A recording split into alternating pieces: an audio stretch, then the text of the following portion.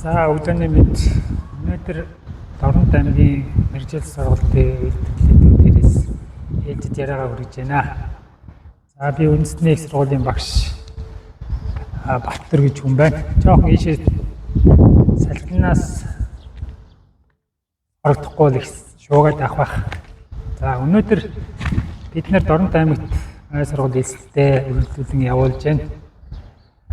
За конкурс 18-нд дууссан. Одоо хүүхдүүд сургууль сонгох мэдээж эхлээд улсын сургуулиудад сонгоод дараад нь хувийн сургууль өөр ямар сонголтууд байна гэдгээ бодох байх өндөр оноогоо. За эндээ би анх удаа эслийн шалгалтаар ингэж оюут хэлсгэл ажиллаар явж байна. Бид ер нь оюутан мэргэжлээ сонгоно гэдэг бол том алхам хариуцлагатай тийм бодож шийдэх ёстой. Гэхдээ яг энэ хүүхдүүдийг харж байхад их эцэг хүүхдүүд ч гэсэн ер нь яг цагийн тулгаж сайн бэлтгэлгүй байгаа нь бас мэргэжил сонголтын дээр бэлтгэлгүй мэргэжил сонголт. За мэргэжил сонгож хоёр юм байна шүү дээ. Нэг нь бол өөрийн сонирхол. За гурван ч юм байгаа юм да. Хоёр нь мэдээж эдийн засаг байх хэрэгтэй. Гурав дахь нь өөрийнх нь чадал авч байгаа оноо байх хэрэгтэй. Ямар сургуульд орох уу, ямар мэргэжлээр сурах уу гэдэг.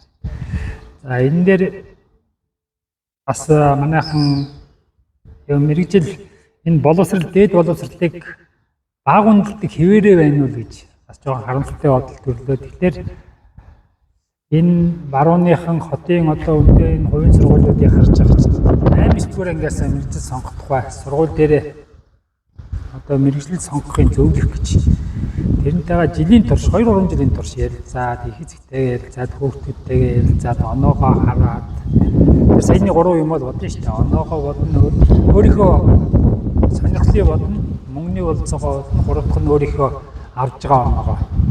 Энэ гурваад үйцэлүүд нэлийн эртнээс сонголтуудаа хийдэг. За энэ барууны орнууд бол 1 жилийн өмнө ерөнхийдөө сонголтуудаа хийгээд дуусгацсан байдаг. Манайхан бол энэ ялангуяа хөдөө орнуудад би энэ оюутнуудад ярилцж байгаа яг тухайн яг энэ конкурснаас гарч ирэл оноогоо анхудаа мэдээдч гэдэг юм уу. Ер нь нэг л бэлтгэл муутай байгаа жоохон харамсалтай санагдлаа. За бас нэг ажил хийсэн юм бол яг энэ бол хүүхдүүд өөрсдөө шийдэх асуудал биш шүү дээ. Хүүхдүүдийн буруу гэж байх уу? Хүүхдүүдэд бид нэр хийж өгч, томчууд нь хийж өгөх ёстой, мэргэжлийн хүмүүс хийж өгөх ёстой.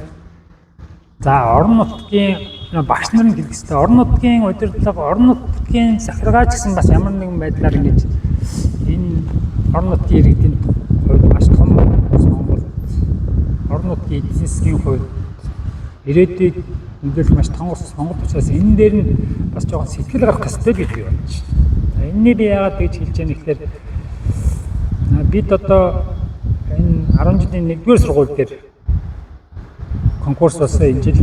За 1-р сургуулийн үндсэн хаалгаараа хүүхдүүд орж ичнэ конкурсаа өгнө. Гараад хойдлын хаалгаар нь гарахтай зэрэг бид нэр зогсож явах хэрэгтэй. Нөгөө сургуулиуд яагаад зогсож байгаа юм гэхээр бид нэр тэнд тэр хүүхдүүдэд мэдээлэл өгч хангалттай мэдээлэл авсны үндсэн дээрээс тэд нэр сонголтоо хийнэ. Тэгэд энд ажиглагдж байгаа юм болохоор одоо боловсролын үнэлгээний газраас ч юм уу хүмүүс ирээд бидний ширэд майхан барьж болохгүй гэх юм уу.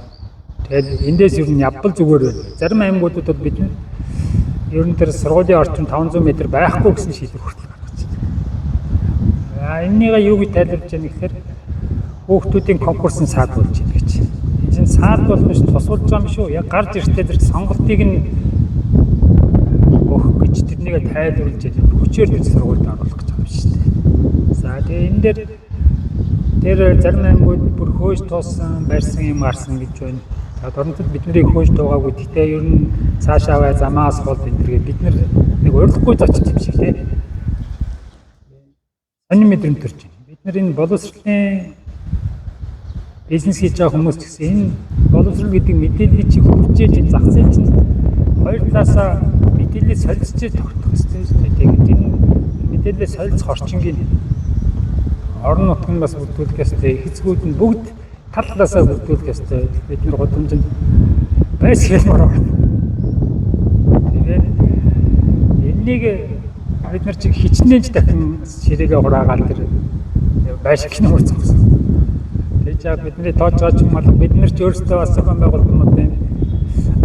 Уг нь бол зарим газруудад бол жишээлбэл яг конкурс чинь хэдхэн цагт болж байгаа шүү дээ. Тэрний өдөөс хойш ч юм уу артлын заалаа бид нарт сургуулиудад өгн боломжийн хэмжээгээр түрээслүүлж болж байна. За энэ дээр яг тэр орон нутгийн санаачлал манай сургуулиуд ч гэсэн өрсөлдөгчд учраас мэдээж бас санаачлагтай ажиллаж чадахгүй л байна гэж би бодож байна. Тэгээд энэний эцсийн үр дүндээ яах вэ гэхээр хүүхдээ сонголтоо хийх хэцүү болж байна. Яг ямар мэдээлэл аваагүй учраас. Энэ бол хөдөө орон нутгийн хүүхдүүд маш их ажилладаг. Яг тэгвэл хөдөө орон нутгийн хүүхдүүд чинь аймгийн төв дээр ирээд одоо урдны шиг айл майлаар байдгаа болцсон. Зах зээлийн үе шүү дээ. Байлаж байгаа нь байхыг хүсдэг ч хүн алга, байлгахыг хүсдэг ч хүн алга. Ер нь угаасаа айл ингээ олуулаад байгаа зохимжгүй дээ шүү дээ. Тэгээ буудлаар байна, мөнгө дөрөв юу лээ. Яран сандран яг 18-ны орой 4 өдөр боллоо шүү дээ. 14, 15, 16, 17, 18. Яг 18-ны орой дуусах төлөвтэй санд мэндэл машиндаа суугаад явчихсан. Сонголтоо яасан? Гэртээ очиж бодлоо. Онлайнаар бүглэе гэж. Онлайнаар бүглэж болно, гэртээ очиж жоод бүглэж болно. Гэхдээ энэ бол буцаал тэр зөв сонголт хийх боломжийг нь багасгаж байна да. Энэ жоохон харамсалтай санагдлаа. За тэгээд цаашдаа бид нар иймэрхүү зүйлүүдэд анхаарч хүүхдүүдийг эртнээс яг өөрөө ямар оноо авах гэдэг байгаа. Ямар мэрэгжил сонгох гэдэг байгаа. Тэр орныхонтой ярьж байгаа. Ямар санхүүгийн боломжтой ямар сургууль сурах юм гэдэг нэлээд сайн ойлголт өгж явахгүй бол яг цагийн толгойд буруу сонголт юм. Буруу сонголт гэдэг чинь юу аюултай вэ? Тэр насан туршдаа тэр хүн тэр буруу сонголтынхоо одоо хор уршгийг амсч болох юм аа. За анхаарал тавьсан.